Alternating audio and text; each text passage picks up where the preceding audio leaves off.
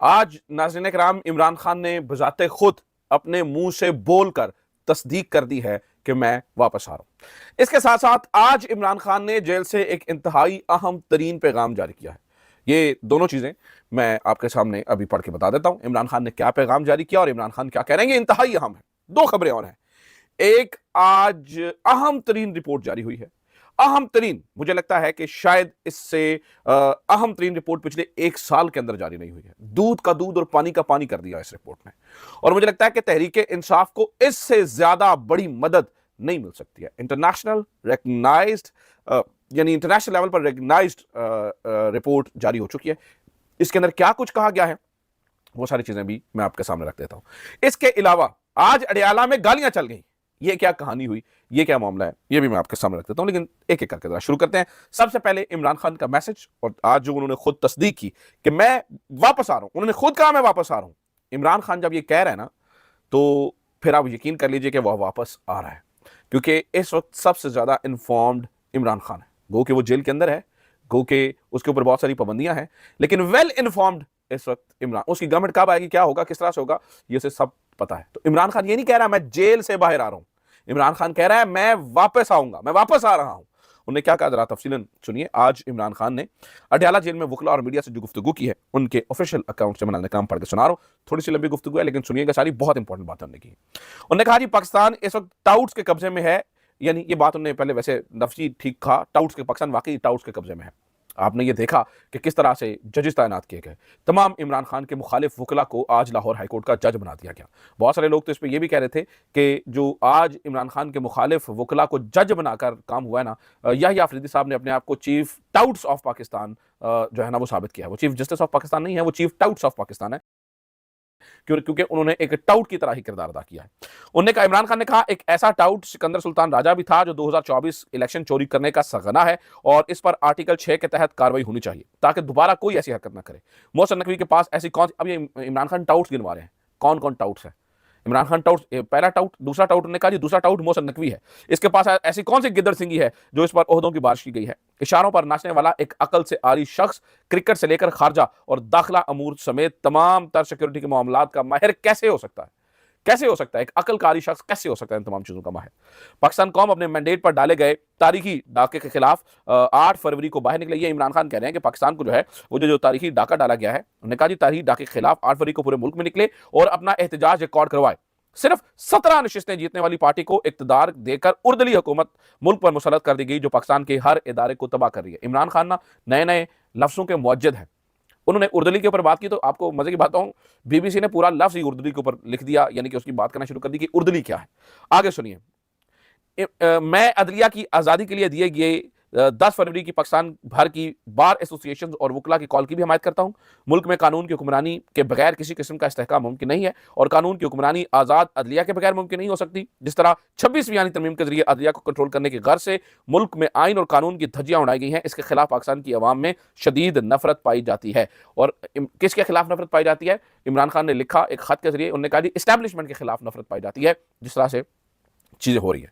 उन्होंने यह भी लिखा, जो हालात हैं इससे यह तासुर मिलता है कि मौजूदा निजाम जमहूरियत के खिलाफ बाकायदा बरसरे पैकार है, और रोज एक ऐसा नया इकदाम उठाया जाता है जो जमहूरियत की रूह के ऐन मुनाफी हो। रवायती मीडिया तो पहले ही बूटों के नीचे है, बंद नहीं है, उसका गूंगा नहीं है, बूटों के नीचे है, वो बोलता है जो बूट कहते हैं। ये इमरान खान कह रहे हैं। अब पीका का काला कानून मंजूर करके अवाम के हक के रायदही का वाहिद जरिया यानी सोशल मीडिया पर भी मार्शल लॉ लगा दिया गया है। यह जुबानबंदी की कभी तरीन कोशिश है और पाकिस्तान को बैनुल-अक़वामी पाबंदियों से करीब तर करने में अहम किरदार अदा करेगी। पीका का कानून अगर लागू करना ही है तो सबसे पहले शहबाज शरीफ पर लागू किया जाए, जिन्होंने मुल्क की तारीख की सबसे ज्यादा धांधलीज़दा इंतखाबात को फ्री एंड फेयर करार दिया। हाँ भाई, फेक न्यूज ही कहनी है कि यार फेक ने तो आप सबसे ज्यादा धांधली वाले इलेक्शन को आप फ्री एंड फेयर इलेक्शन कह रहे हैं, तो आप फेक न्यूज ही दे रहे हैं ना। Sometime Imran Khan is very funny. अच्छा, आगे सुने। उन्होंने ये भी कहा, इन्होंने 26 नवंबर के कत्लेआम को भी झुटलाया और ये कहा कि गोली नहीं चली, ना ही कोई शहादत हुई है, लिहाजा पीका कानून के तहत सबसे पहली सजा शहबाज शरीफ को मिलनी चाहिए। कहते हैं ये झूठा है। इस बंदे ने झूठ बोले। पहले इसने कहा जी फ्री एंड फेयर इलेक्शन, ये भी झूठ है, और फिर ये कहता है 26 नवंबर को गोली कोई नहीं चली, ये भी झूठ है, लिहाजा इसको पीका कानून के तहत अंदर डालो। फिर उन्होंने कहा जी बदनीयत बददयानत लोग कभी न्यूट्रल अंपायर नहीं चाहते। रजीम क्योंकि खुद 26 नवंबर और 9 मई के वाक़यात में मुलव्वस है, इसलिए इनसे शफाफ जुडिशल कमीशन की तवक्को नहीं रखी जा सकती। हम जुडिशल कमीशन का क़याम सिर्फ इसलिए चाहते हैं क्योंकि हम इंसाफ के मुतलाशी हैं। जो मुजरिम है वो नहीं चाहते कि हकीकत सामने आए। 18वीं तरमीम के तहत किसी भी सूबे के IG और चीफ सेक्रेटरी की तकरीर, अब यहाँ पर बहुत इंपॉर्टेंट, अब इमरान खान गंडापुर को जरा रगड़ने लगे हैं, जरा सुनिए वो क्या कहते हैं। कहते हैं जी 18वीं तरमीम के तहत किसी भी सूबे के IG और चीफ सेक्रेटरी की तकर्री सूबाई हुकूमत की सवाबदीद है। एक मरतबा फिर आइन की धज्जियां बिखेरते हुए सूबाई हुकूमत के दिए गए 3 नामों को अपने पॉकेट लॉस के जरिए रद्दी की टोकरी में फेंक दिया गया। अब एक नई टर्म इमरान खान मुतारिफ करवाना है, पॉकेट लॉस। और खैबर पख्तूनख्वा में वफाक की मर्जी का IG इंस्टॉल कर दिया गया। मैं अली अमीन को खुसूसी हदायत कर रहा हूँ कि सूबे के अवाम के हकूक का तहफ़्फ़ुज़ आपकी जिम्मेदारी है। मुल्क के बाकी तीनों सूबों में भी पहले हमारे कारकुनान के खिलाफ जुल्म और बर्बरियत का बाजार गर्म है। अगर खैबर पख्तूनख्वा में भी हमारे कारकुनान को यह सब बर्दाश्त करना पड़ा तो इसकी जिम्मेदारी सूबाई हुकूमत और वज़ीर आला पर होगी। हमारे किसी वर्कर के खिलाफ कोई ज्यादती हुई तो फौरन एक्शन लेकर IG को फारिग करना है, ये इमरान खान ने कहा। ये तो है नाज़रीन ऑफिशियल जो गुफ्तगू वहां पर हुई और ये सारी बातें। इसके अलावा वकला आज क्या बताते हैं। वकला ने बताया जब इमरान खान से पूछा गया तो इमरान खान ने बड़ा कॉन्फिडेंट होकर, और मैं बड़ी जिम्मेदारी से आपको बता रहा हूँ, आज बड़ा कॉन्फिडेंट होकर इमरान खान ने कहा मैं वापस आऊँगा, बल्कि मैं वापस आ रहा हूँ। यानी इमरान खान की जानिब से कहा गया कि मैं वापस आऊँगा। ये जो सुर्ख दायरे हैं और जो ये सारी चीज़ें हैं, जो ये कहते हैं जी सुर्ख दायरा लग गया, अब इमरान खान का पत्ता कट चुका है, अब फलां हो गया, ढिमका हो गया, वो तमाम लोग ज़रा कान खोल कर सुन लें। इमरान खान बजाते खुद तस्दीक कर रहे हैं, बजाते खुद इमरान खान तस्दीक कर रहा है जी मैं वापस आ रहा हूँ। बल्कि इमरान रियाज खान साहब ने मेरे ख्याल से इस पर लिखा है, या मैंने किसका पढ़ा है, उन्होंने लिखा है जी ये जो एक लाइन है ना, एक लाइन कि मैं वापस आ रहा हूं, इस एक लाइन ने पिंडी और इस्लामाबाद पर कहर नासिल कर दिया है। क्योंकि इनको भी अंदाजा है, पिंडी और इस्लामाबाद वालों को पता है कि जब वो कह रहा है कि मैं वापस आऊंगा तो फिर वो किसी भी तरीके से जो है वो वापस आएगा, फिर वो वापस आएगा और वो जो है ना डील करके वापस नहीं आएगा, वो जीत कर वापस आएगा, वो अपने जोरे बाजू पर वापस आएगा। तो नाज़रीन किराम आज जो है वो ये गुफ्तगू हुई। अच्छा, एक तरफ ये सिलसिला कर चल रहा है, एक तरफ ये चीज़ें हो रही है, दूसरी तरफ एक और अहम तरीन खबर सुन लीजिए। अहम तरीन खबर यह है कि नाज़रीन किराम आज एक और अहम मुलाकात हुई है। मुलाकात हुई है शहबाज शरीफ साहब की अपोजिशन लीडर जनाब मौलाना फजलुर रहमान साहब से, और पता चला है कि शहबाज शरीफ साहब गए, एहसन इकबाल साहब गए, तारड़ साहब गए और इन्होंने जाकर फूलों का गुलदस्ता जो मौलाना फजलुर रहमान साहब को पेश किया। अच्छा, ये क्या चाहते थे, ये क्या चाह रहे थे, वो एक अलग कहानी है, उसको ज़रा डिस्कस नहीं करते कि ये क्या चाहते थे, इनको क्या मिला, इनको क्या नहीं मिला, इसको ज़रा छोड़ के मैं ज़रा न्यूट्रली आपके सामने चीज़ें रखता हूँ। हमारी इत्तलात ये हैं, बल्कि कुछ दोस्तों ने इसके ऊपर बड़ा प्रॉपर खबरें भी दी। उन्होंने कहा कि मौलाना फजलुर रहमान साहब ने ये जो मुलाकात की है शहबाज शरीफ साहब से, क्योंकि कहा जा रहा है ना जी मौलाना फजलुर रहमान साहब पैर काट गए और ये नहीं होगा और फलाना नहीं होगा और ढिमकाना नहीं होगा।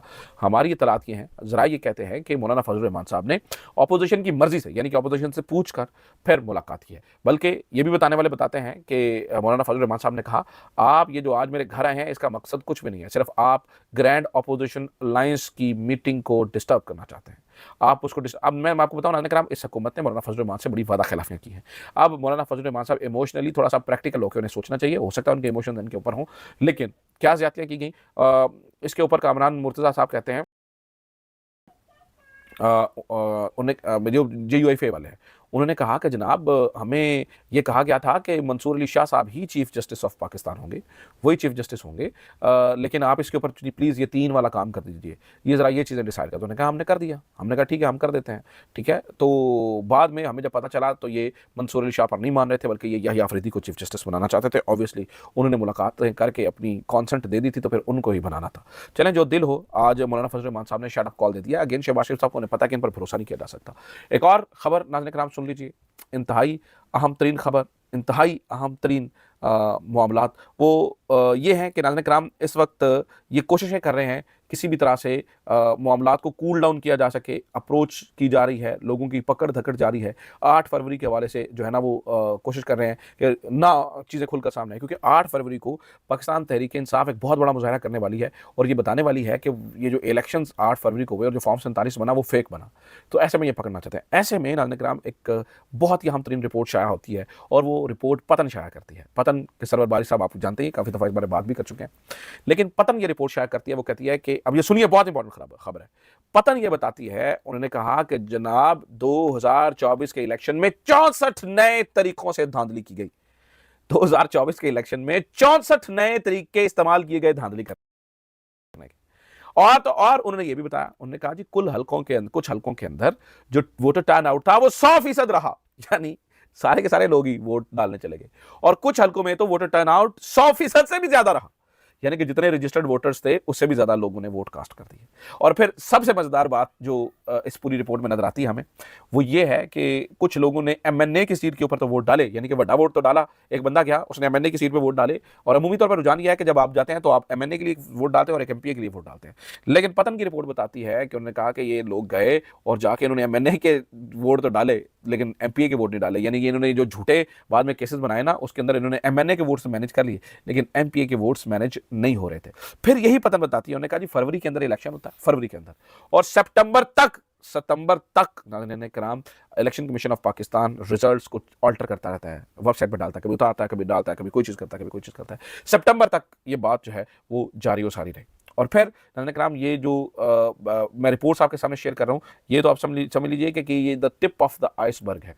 इन्होंने बड़ी सारी चीज़ें संभाल के रखी हैं। सरवर बारी साहब ने बजाते खुद कई दफ़ा मीडिया पर आकर बताया और बात की है, और वो ये बता रहे हैं कि ये मामला जो है वो बहुत ही आप यूँ समझ लीजिए कि हाथ से निकला हुआ है, इनके बहुत हाथ से निकला हुआ है, ये इनके कंट्रोल में नहीं आएगा, चीज़ें इनके खिलाफ जाएंगी, चीज़ें इनके कंट्रोल से बाहर हैं। और मैं आपको बता दूं, पतन की रिपोर्ट तहरीक इंसाफ के लिए एक ठंडी हवा का झोंका है, और ये इसको रिपोर्ट कर सकते हैं, जगह जगह पर इन फैक्ट्स को बता सकते हैं, ये सारी चीज़ें। आखिरी खबर सुन लीजिए, आज अडयाला के अंदर ज़रा गर्म गलोच हुई, वो क्या कहानी थी। फैसल चौधरी साहब को नाज़रीन कराम रोका गया और उनका पारा चढ़ गया। ऑब्वियसली जब आप किसी बंदे को ऐसी बिला वजह रोकेंगे तो उसका पारा क्यों नहीं चढ़ेगा। उनका पारा चढ़ गया और उन्होंने ठीक ठाक ठोकी गालियाँ, उन्होंने कहा थोड़ी ऐसी तैसी कौन है मैंने ढक्कन वाला, तो ये सब कुछ भी हुआ है। तो ये आज की खबरें, उम्मीद करता हूँ ये वीडियो आपके लिए इन्फॉर्मेटिव रही होगी। अपना ख्याल रखिए, खुदा हाफिज़, पाकिस्तान जिंदाबाद।